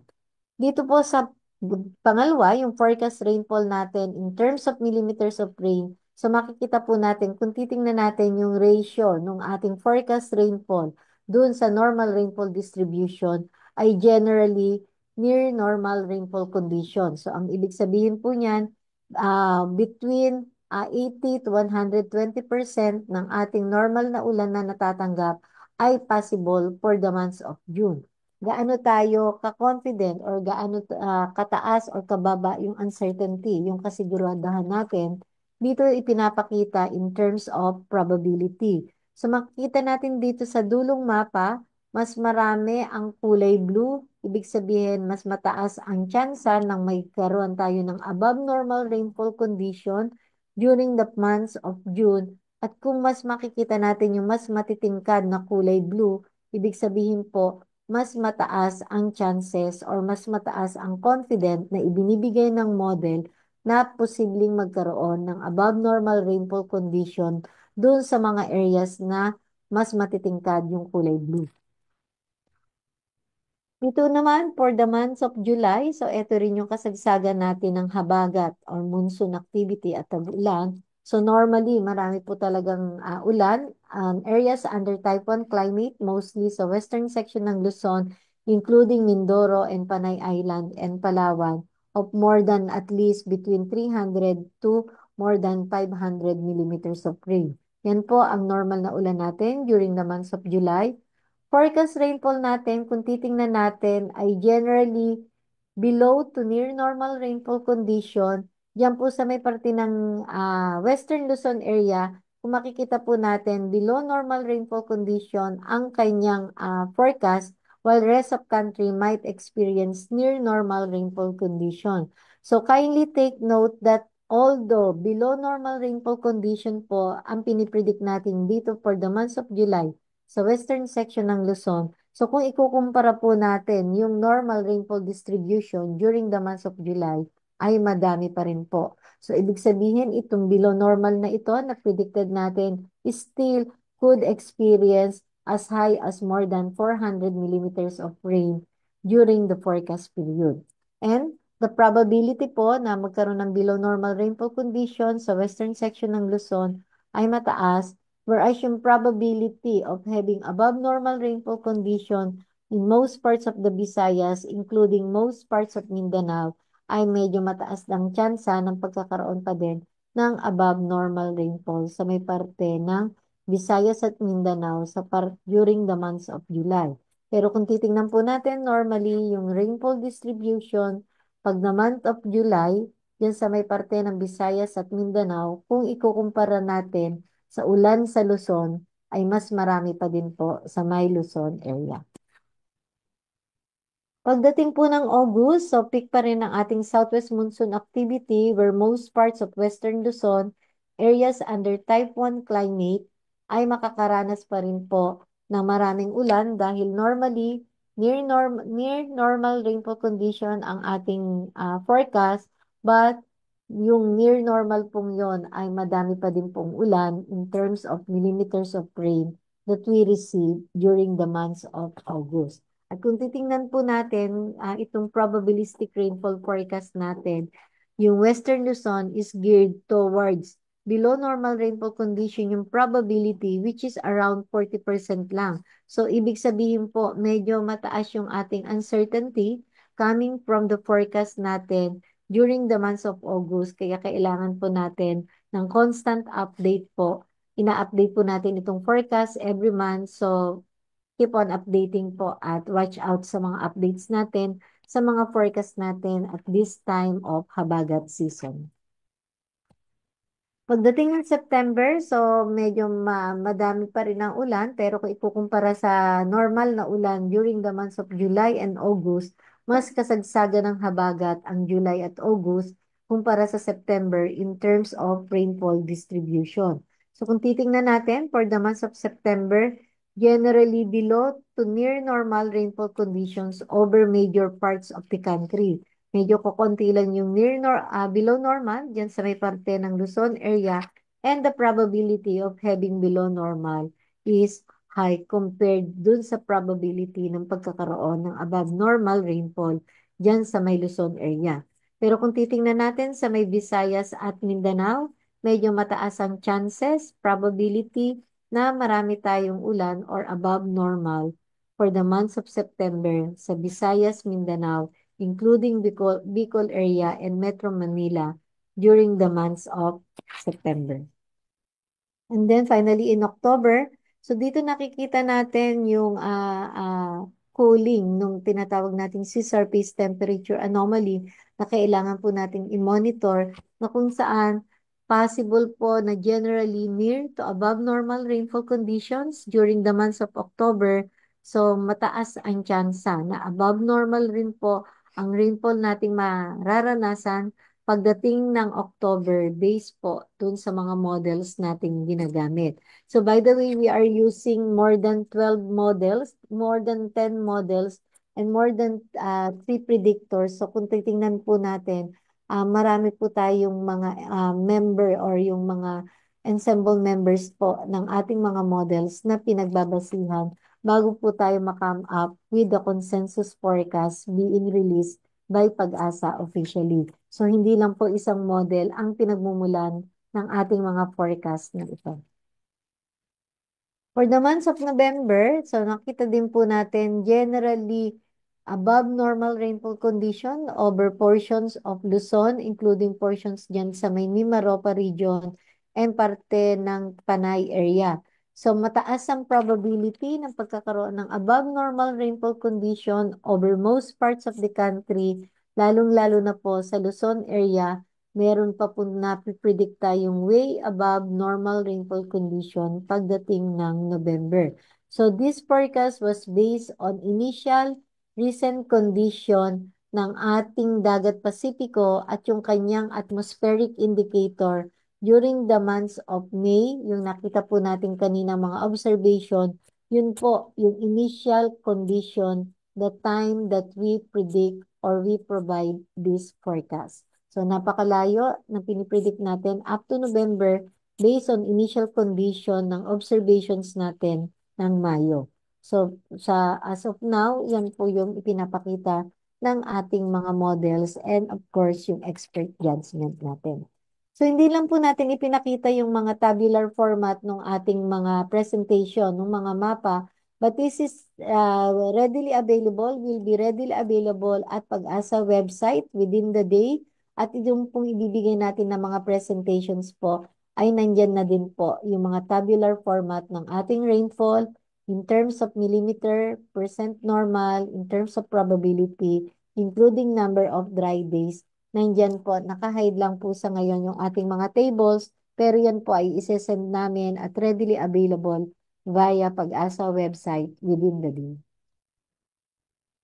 Temperature forecast. So marami ang pula nakikita natin during the forecast period. Yan po ay slightly above to above average temperature ang nakikita natin. So dito pinapakita lang po natin na continuous po na yung epekto ng ating global warming.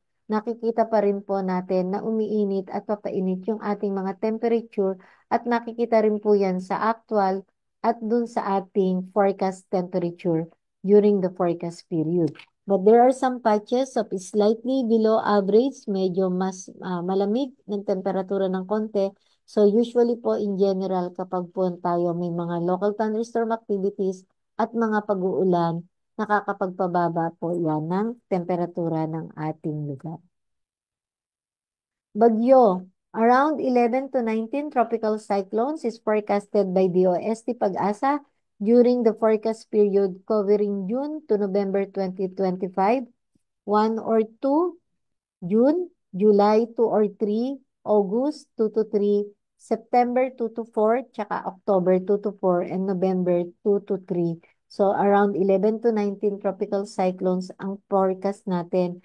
And sa kanan, yan po yung mga preferred tracks ng ating mga bagyo during the forecast period from June to November. So may mga nagre-recurve, may mga nagko-cross sa may extreme northern Luzon, may nagko-cross sa may southern Luzon, Bicol area during the months of June, July, and August as well. And then pagdating naman po ng September, ng October, November, mostly landfalling, crossing tropical cyclone that might affect portions of Luzon, Visayas, Bicol, as well as northern Mindanao area. So yan po yung usual track ng ating mga bagyo at yung peak ng season po ng ating bagyo, July, August, September, yan po tayo nakakaranas ng maraming bagyo based on historical record. Extreme temperature natin ranges ng minimum at maximum temperature natin sa mga selected areas natin na kung saan pinaghati-hati natin, i-divide natin yung mga stations ng pag-asa into Northern Luzon, Lowland Luzon, Mountainous Luzon, Metro Manila, Lowland Visayas, Lowland Mindanao, and Mountainous Mindanao. So makikita po natin, meron pa rin pong mga temperature around at least 39 degrees yung possible po ng mataas na temperature na posible pa rin nating in an instant maranasan sa buwan ng June dyan sa may parte ng Northern Luzon area. So asahan pa rin po natin despite na magkakaroon po tayo ng onset ng tag-ulan, nandiyan pa rin po yung manakanakang mataas na alinsangan na mga tinatawag nating heat index dun sa mga nasabing lugar, particularly dyan po sa may Northern Luzon and Lowland Luzon area.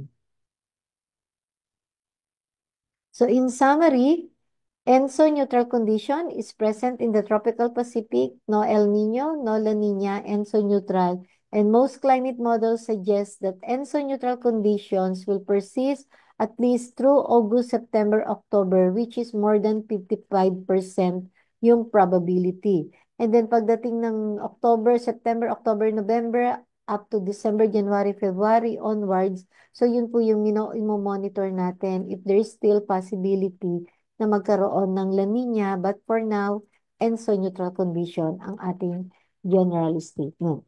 In terms of rainfall, for the month of June 2025, so generally near normal rainfall condition in most areas of the country. July, mas dominate po yung maraming areas na near normal rainfall condition except dun sa may northwestern and central Luzon na may mga possible po na below normal rainfall condition pero napakataas po ng uncertainty and yung probability is still high na posible pa rin pong makaranas tayo dyan ng above normal rainfall condition. Pagdating po ng August 2025, near normal except for Cavite where below normal rainfall is anticipated. So, check din po natin yan. Keep on monitoring kung makakaranas pa rin ng near normal general portion ng ating bansa despite na itong August po is yung ating peak usually ng ating southwest monsoon. Pagdating po ng September 2025, near normal rainfall condition except in parts of Luzon where below normal is anticipated. And pagdating ng October to November, near to above normal rainfall conditions across the country. So in general, near normal, pagdating po ng later part ng forecast period, ay nakakakita tayo ng above normal or way above normal rainfall conditions over most parts of the country. Yan po sa may parte ng eastern section ng Luzon. So yun po yung ating imo-monitor natin sa ngayon. At in terms of temperature, so warmer than average conditions, nakita po natin medyo mas marami yung lugar na makakaranas ng mas mainit or mataas ang temperatura nila kaysa karaniwan on the average sa loob ng isang buwan. Whereas merong mga near to slightly below average, yan po sa may parte ng Western Luzon and Northern Luzon and Mindanao pagdating ng September to November. And then generally, near to slightly above average in some areas of the country.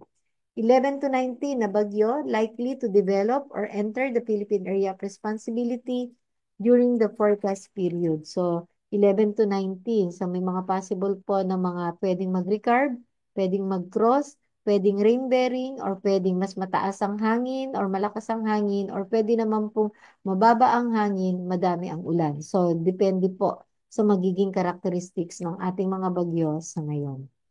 And Pagasa will continue to monitor these ENSO conditions and yung pong update natin sa mga latest climate updates and advisory shall be issued as appropriate. So, antabayanan nyo lang po yung malapit ng pagdeklara officially ng onset ng rainy season that would coincide with the southwest monsoon season natin dito sa ating bansa, especially dyan sa may type 1 climate.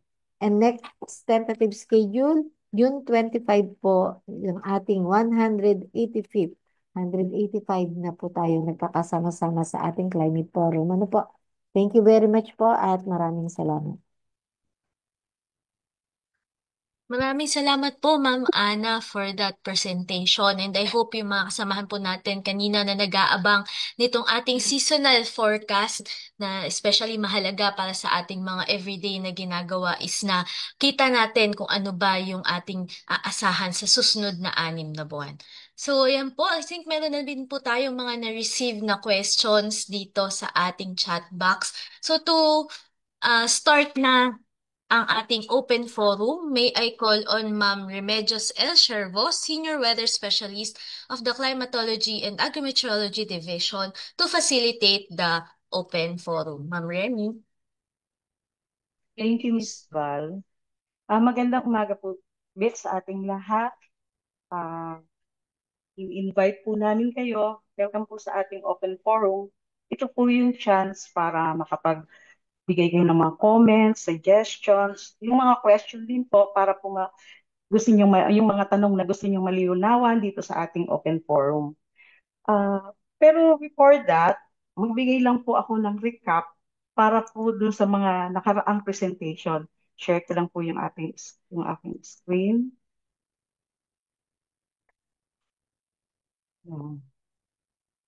Okay na po. Nakikita na po yung screen ko, no? Ay, hindi. Yan. Kanina po, sa ating mga presentation, una pong nag-present si Ms. Annalisa Cloren, Porta, present po niya yung weather update.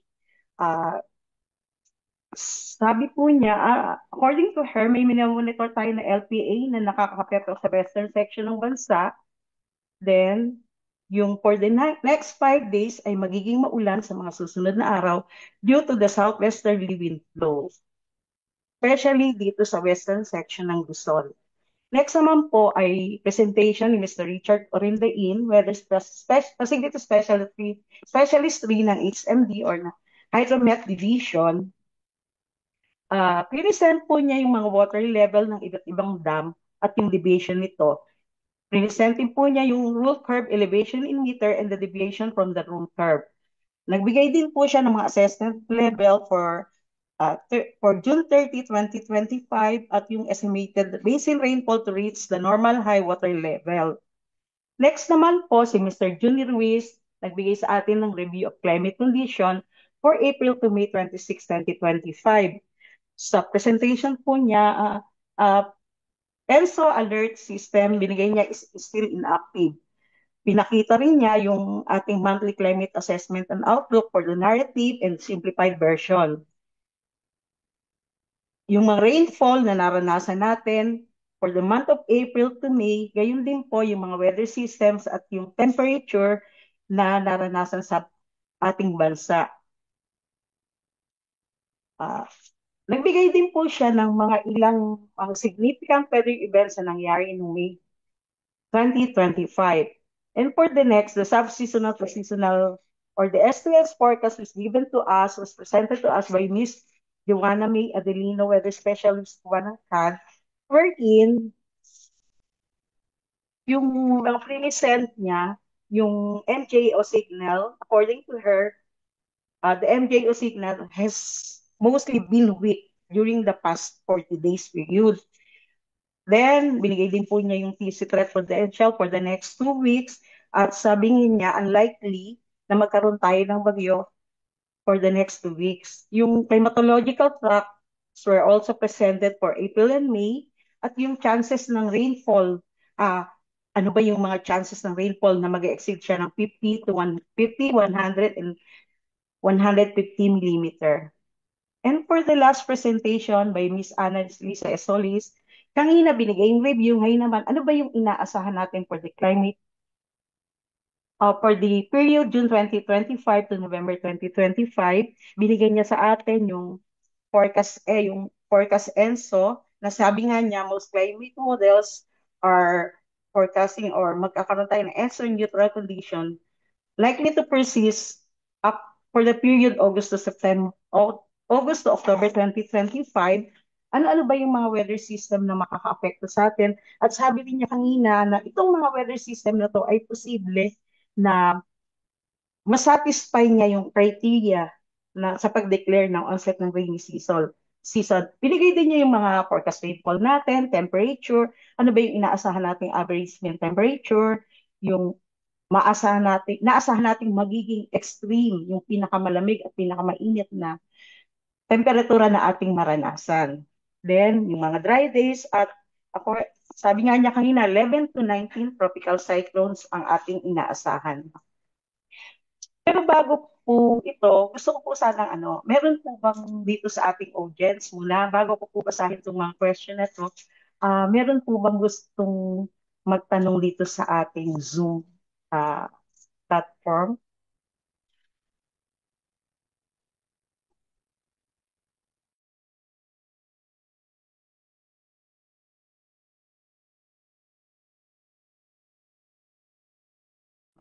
Pwede naman po mamaya kung si Ma'am SP.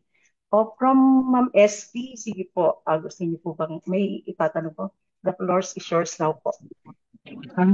Hello, good morning. Actually, sinulat ko na yung tanong ko. But anyway, since andito ako sa Zoom, yung tanong ko kasi, nakita natin na merong above normal rainfall forecast for October and November. May mga areas tayo.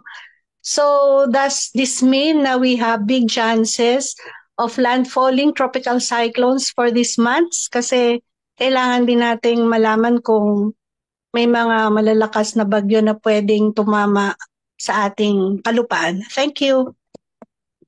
May I call to Ma'am Ana po, Solis, to answer the question. Hi, ma'am. Good morning. Yes po, ma'am. Possible po. Probably, and usually po, based on climatological historical data po natin, ay mas marami pong landfalling and crossing po na bagyo during the months of September, October, November. At kung titingnan po natin dun sa ating forecast, kung yung mga areas na yon ay makaranas ng above normal rainfall condition, this might be due to rain-bearing tropical cyclone activity. So gaya po ng nabanggit natin kanina, maaaring hindi man malakas ang hangin ng bagyo, maaari naman pong marami ang ulan na posibleng dala nito. Or posible din po naman na kokonti ang ulan pero malakas ang hangin, or a combination of both na malakas ang hangin, marami ang ulan. So yun po yung kinakailangan natin ng mga extreme weather events na dapat nating paghandaan at this time of the year, na kung saan malayo pa lang po, at least nakikita na ng mga models natin at posibleng maibigay na natin ito sa ating mga kababayan para at least po magkaroon tayo ng paghahanda sakaling dumating po itong mga possible po na mga senaryo na may mga bagyo, landfalling, crossing, pwedeng maging maulan, ma'am. Thank you, Ana. Maraming salamat din po, Ma'am SP at Ma'am Ana. Pumunta naman. May gusto pa po bang magtanong sa ating participants dito sa Zoom? Sige po. Basahin ko na lang po yung next question dito. From Hunter Summer sa FB, update po ng La Nina.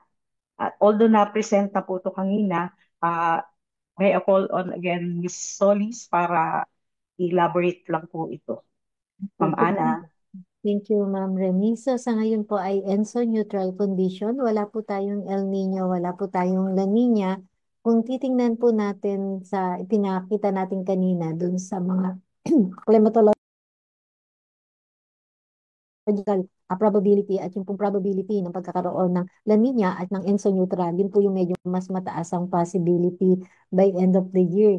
Kaya yun po ay ang minomonitor natin dahil kung titingnan po natin, historically speaking, nagkakaroon po ng event, mas madami yung event na nagkakaroon ng back-to-back La Nina kaysa back-to-back El Nino. So yun po ay nangyari during pandemic times na nagkaroon po tayo ng tinatawag na triple dip La Nina na tatlong occurrence ng mga bagyo, ng mga La Nina, back to back La Nina that time. So, yun po yung mga nakikita natin na possible din po na magkaroon ng mga ganon na mas unusual yung cooling ng dagat Pasipiko at this time of the year. So, maaari din po. Kaya, yun po yung imo-monitor natin at maaaring paghandaan by end of this year dahil as early as now, nakikita po natin yung October, November, marami po tayong possible na ulan.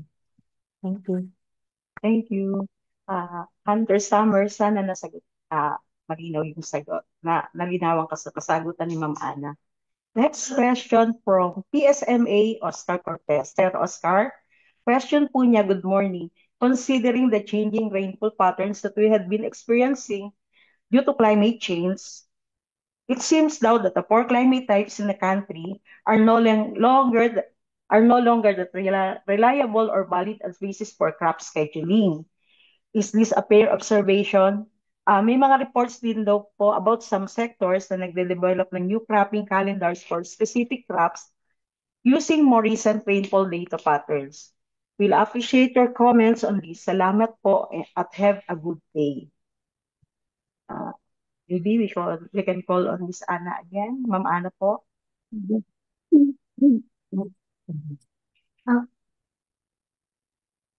Thank you po, Sir Oscar. Opo. So, considering changing rainfall, so, yun pa rin po yung official na climate type na ipinapalabas ng Pag-asa. At yung pong climate type natin is, kung titingnan po natin, siya ay based po dun sa modal analysis. So, ibig sabihin po, kung yung ating rainfall ay from 1951 to 2025. So, kung titingnan po natin kung modal, pwede siyang magkaroon ng ganitong kondisyon na hindi siya seems like climate type 1 or climate type 3 and there are years or instances na hindi yung nire-resemble niya. Pero kung titingnan po natin, dahil modal analysis siya, mas marami po yung mga taon, yung beses na nagkakaroon siya ng ganong climate pattern or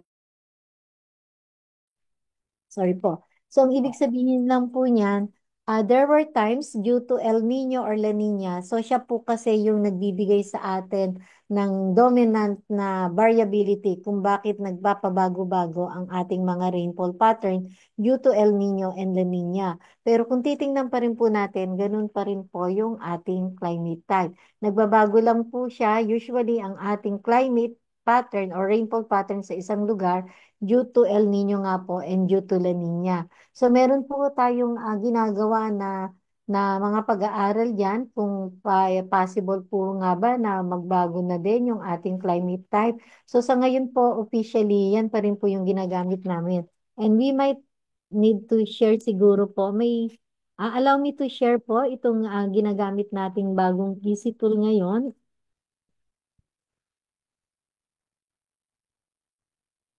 Ayun, so ito po yung easy tool nakikita na, Miss Ren. Yes, ma'am.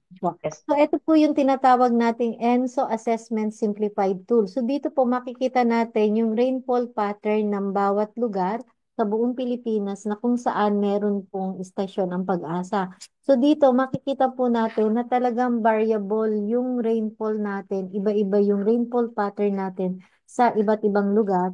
At based po dun sa historical rainfall distribution niya, kapag may El Nino, kapag may La Nina, kapag walang El Nino or La Nina, nag-iiba po yung ating mga rainfall pattern at yung rainfall values natin. So, ibig sabihin po, yung constant po na highly variable yung ating ulan. Pero kung titingnan po natin dun sa ating mga climate type, dominant pa rin po yung rainfall pattern na ipinapakita whether siya ay belong sa climate type 1, type 2, type 3, and type 4.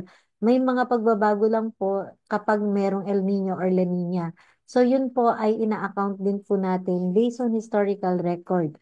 So yung pong sinasabi na kung possible ba na magkaroon na po tayo ng dynamic cropping calendar.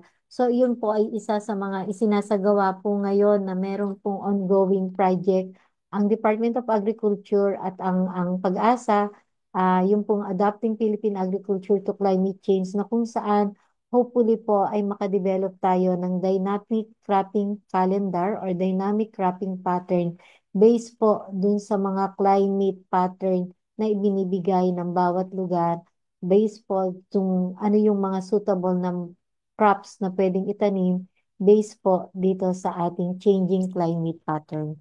So, yun po ay ongoing po na isinasagawa na hopefully po makagawa tayo ng dynamic cropping calendar kung kailangan na po at napapanahon. Thank you. Thank you, Ma'am Ana. Sir Oscar, kung yung po, pati din po sa iba, kung may follow-up question po, pwede naman po dito. Raise lang po ng hand. Hope na-explain lahat ng mga. Stop share ko muna po, Ma'am Ana, no? Share ko lang uli yung ating. Okay na po. Yan. Ma'am Rem, I think may follow-up question po sa chat box. Sa chat box, wait lang.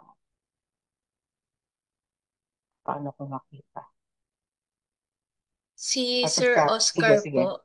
Yes po. Asking Sir po siya Oscar. if the data from the EC tool is now available to the public.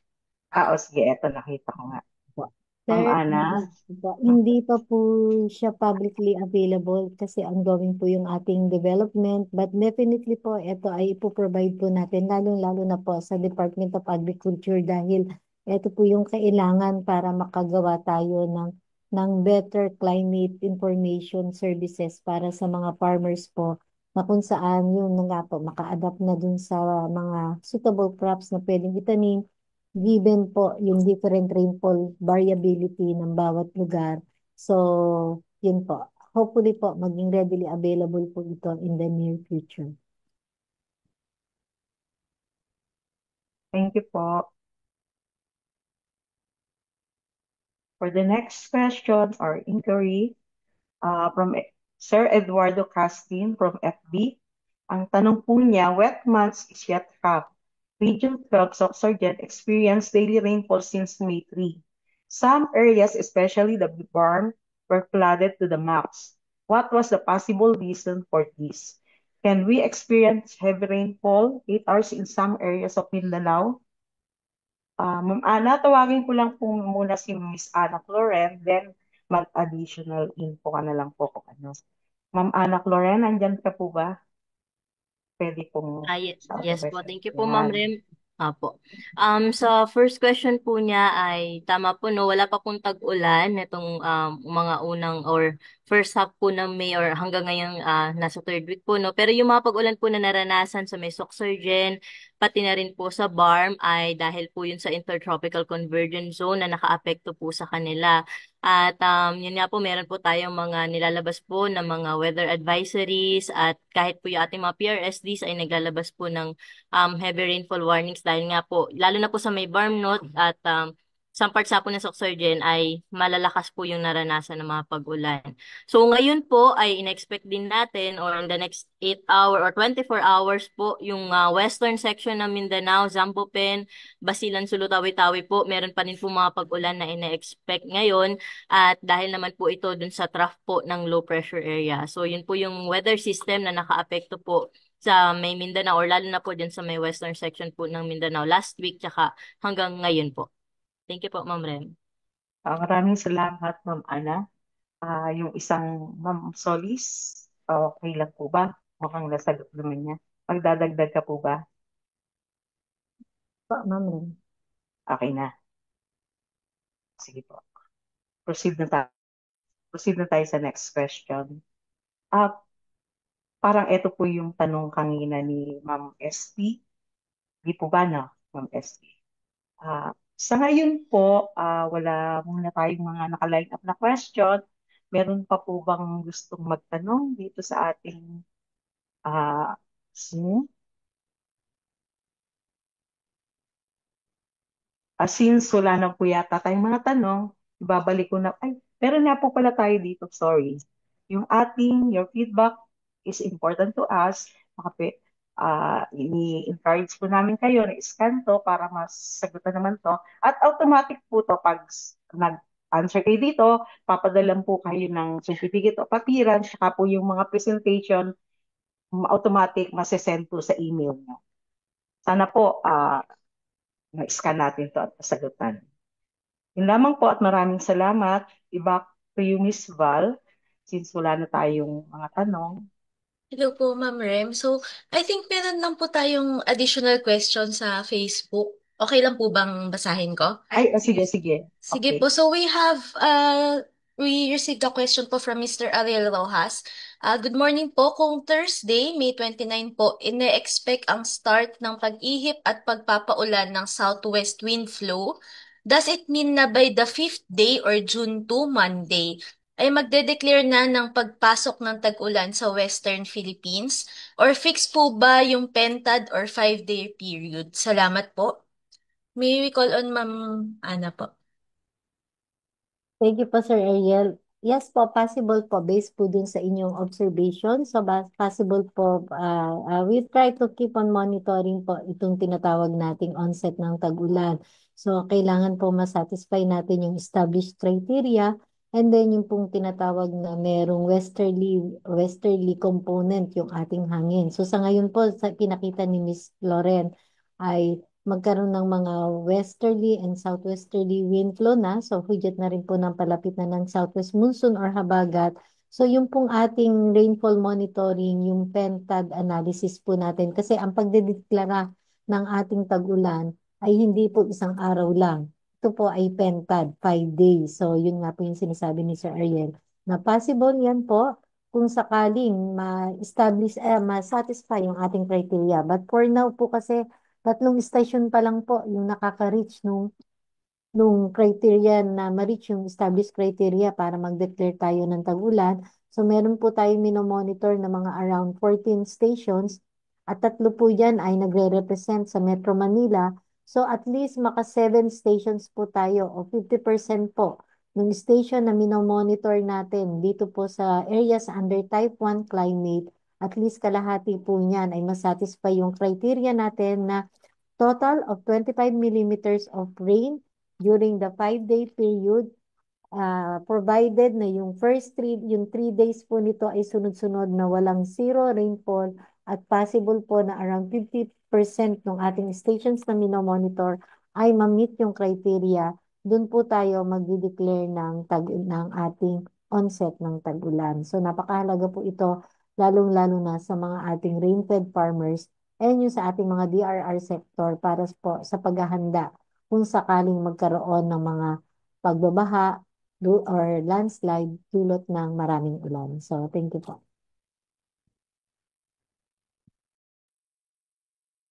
Salamat po, Ma'am Ana. And we also have another question po dito. Pasensya na po sa additional question. So last, from Sir Torpedo of CDRRMO, last year, 2024, we have a total of 18 tropical cyclone. And it started on month of May. Is there a possibility to have the same number this year? Thanks po. Yes po, possible. So, pag-asa fearlessly forecasted around 13 to 19 tropical cyclone this year. So, yun po yung general statement po natin as early as first quarter ng year. Yun po yung initial statement na binigay natin around 13 to 19 tropical cyclones this year po. So, ayun. So, possible po ngayong Mayo, may mga possibility dahil dun sa pinakita kanina, may mga tropical cyclone-like vortices po. Although mababa yung chances ng ating pagkakaroon ng mga bagyo dun sa pinakita for the next 2 weeks, so still possible pa rin po. Ay, Mayo po ba yung sinasabi nyo? June po pala yung sinasabi ko. Thank you. Maraming salamat po, Ma'am Ana. And last question na po na na-receive natin sa Facebook is from Panahon TV. Good morning po. May I know po the expected rainfall sa EDSA as mag-start na po ang rehab nito soon? Salamat po. I think Miss Ana Cloren could answer this question po. Sorry, Miss Val, paulit po, sorry. Yes po, so Miss Ana, asking po tayo from the Panahon TV. May I know po the expected rainfall sa EDSA as mag-start na nga po ang rehabilitation nito soon? Okay. Sa EDSA o yung Metro Manila area po, no? So ngayon po ang in-expect na, or wala naman po tayong weather system na nakaka-apekto ngayon dito sa Metro Manila. So mga localized thunderstorm po in-expect natin sa hapon tsaka sa gabi. But dahil nga po magi-start na yung pag-iral po ng habagat po dito sa Metro Manila, nakikita natin na by May 30 magi-start po yung mga pag-ulan po natin or sa Friday po yan, no? So yun po, mas mataas na po yung chance ng pag-ulan natin sa Metro Manila. So, yung pattern po natin ng ulan pag may habagat po tayo na umiiral is kapag hapon, yung uwian po, and then madaling araw or yung papaumaga, yan po, nagkakaroon po na yung ng pag-ulan. Then, nagkaka-break po between morning tsaka noon, no? Then, after po, noon time hanggang early afternoon, may mga possible po ulit na mga pag-ulan. So, yun po yung usual pattern po ng ulan natin kapag meron po tayong southwest monsoon. So, ngayong week or hanggang papatapos yung week at next week, next week po natin na may mga pag-ulan po tayo dito sa Metro Manila. So, hindi ko na po sure kung paano po maapektuhan nun yung rehabilitation po sa EDSA. So, thank you po. Yan po, maraming salamat po. Meron po bang gusto mag-add ng answer? Yan, I think wala naman po. So, with that, dito na po ating natatapos yung ating open forum. So again, maraming salamat po sa inyong participation in the our active na question and answer portion natin. So, marami po tayong natutunan sa ating mga naging resource speaker ngayong araw. And again, gusto na po namin ulit ipakita yung aming survey form. So, mahalaga po sa amin na ma-receive ang inyong feedback sa ginanap natin na Outlook Forum para po ma-enhance pa namin yung aming delivery ng service. So, to officially close our event for our climate forum for today, may I call on Ms. Annalisa S. Solis, with Assistant Weather Services Chief of the Climatology and Agrimeteorology Division, to give us the closing remarks. Ma'am Ana? Lalapit si Ma'am Tom. Sige. Good morning pong muli sa ating lahat. So, nagpapasalamat po on behalf of DOST Pag-asa.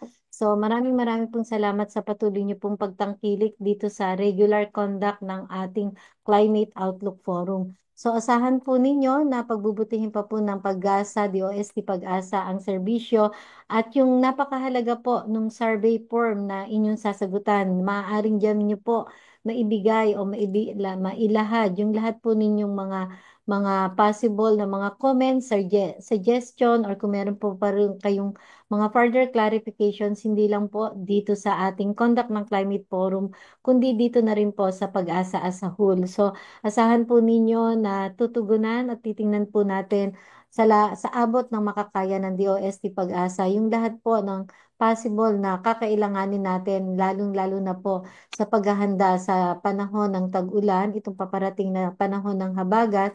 So, hopefully po ang lahat ng ating mga kababayan ay mabigyan ng tama at sapat na information on time in terms of preparation, lalong-lalo na po dito sa panahon ng ating mga tag-ulan. At asahan po ninyo na ibibigay po natin ng pinaka-latest po from DOST Pag-asa. At magkita-kita po tayong muli sa susunod nating regular conduct ng Climate Outlook Forum.